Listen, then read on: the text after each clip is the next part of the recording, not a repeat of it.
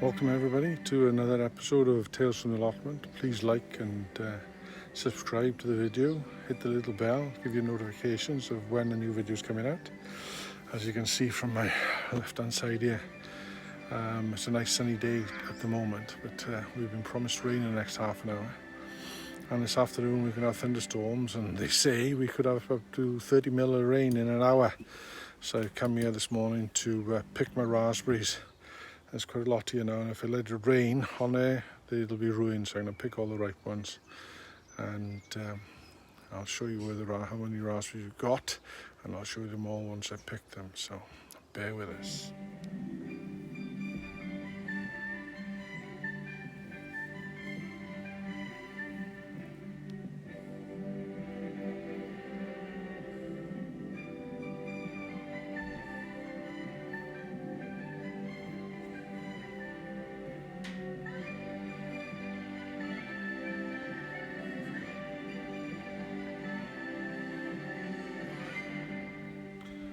Okay, so here we are then, back in the allotment.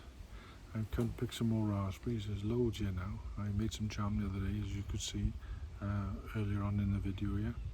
And I've got to do a bit of weeding as well. Since we had the rain last week and the sun's come out now, everything now is just gone mad here, including all the weeds. So I'm going to have to start doing that as well.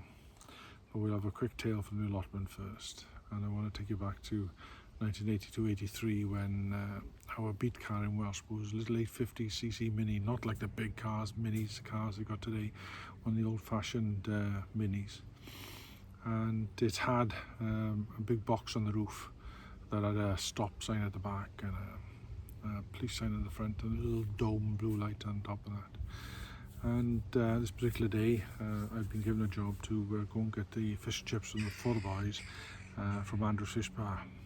I can say the boys now because in those days I was able to say go for the boys before the left-wing nut jobs took over the asylum, because a few years later when I was working in Llandrindod Wells, we had a new chief constable turn up, and he did his rounds of all the stations, meet the boys, meet the chief constable.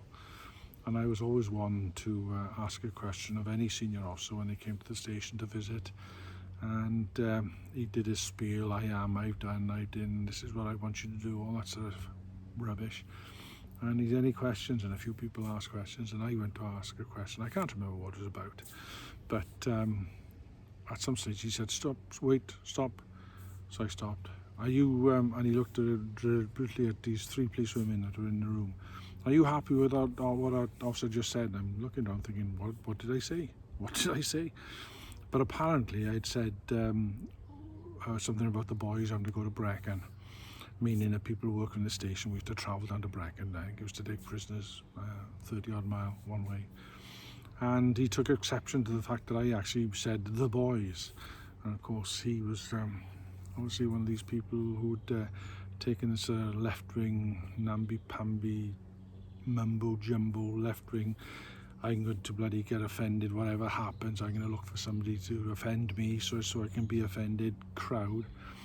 And it had just started taking hold in the station, or in the force I should say, and we had to be sent away on indoctrination courses to make sure that we didn't call things like manhole covers anymore, and we didn't talk about straight and bent bananas in case some people got offended by it by putting some connotation on it that wasn't intended. Anyway, I'd said apparently something about the boys, and anyway, that was it. I carried on with my question, he answered it. And a couple of days later, the chief superintendent was sent up to Llandrindod to speak to the three policewomen. And I only know this because my wife is a policewoman, and we've been together by then probably about 10 or 12 years. And the chief superintendent obviously didn't realise that we were an item, went into her office and asked her if she was offended by anything I'd said. He was quite politely told that she'd lived with me for about 10, 12 years, whatever it was, and was shown the door. But she's was a police officer for 30 odd years, and she always signed herself as WDC or WPC, even though we weren't allowed to do that anymore. Everybody had to be PC, but she refused. She's always said she's a woman, and nothing's going to change that. So and the more they told her not to do it, the more she did it. Anyway, let's get back to the Mini. Yeah, so I had to go up and fetch fish and chips for lunch one Saturday afternoon. Lovely sunny day. So I went and jumped in a car and drove off, and I said there was these 3 lights on the roof, and there had 3 flick switches in the middle of the car to put them on, and I noticed straight away that one was down instead of up. So I just flicked it back up and never thought anything about it. And so I drove up to the chip shop, parked opposite, and then joined the queue. There was always a queue in Andrew's chip shop, and started talking to some of the people queuing. And I sort of glanced at the window, and the blue light was flashing. I thought, what the hell? So I was hoping now that nobody was going to notice I'd gone to the chip shop with the blue light flashing.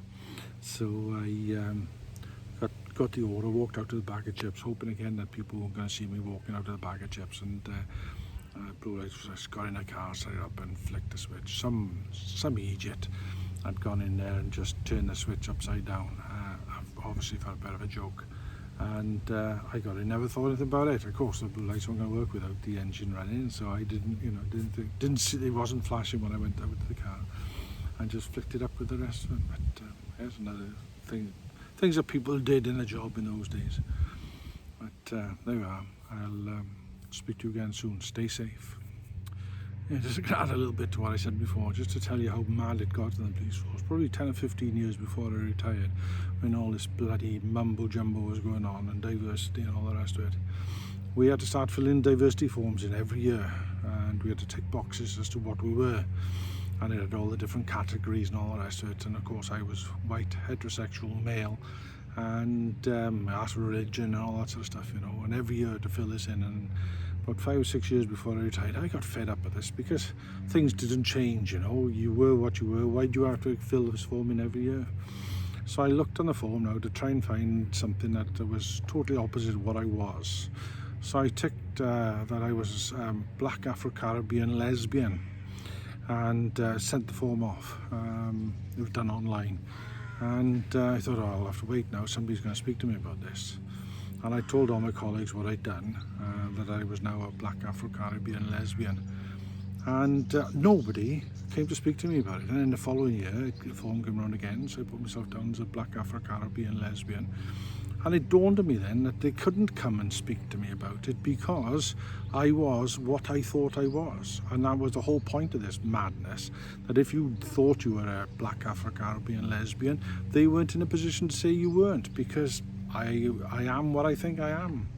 So for the last 10 years, I was, or 7 or 8 years, whatever it was, I was a black Afro-Caribbean lesbian, which probably helped their diversity figures, because once they produced how many officers they got and how many ethnic minorities or whatever, all of a sudden they got a black Afro-Caribbean lesbian, and I was the one. Don't know what happened when I retired, because all of a sudden they've lost one of their tick in the box for diversity things, but hey ho, what can you do? Just mad, isn't it? Absolutely mad.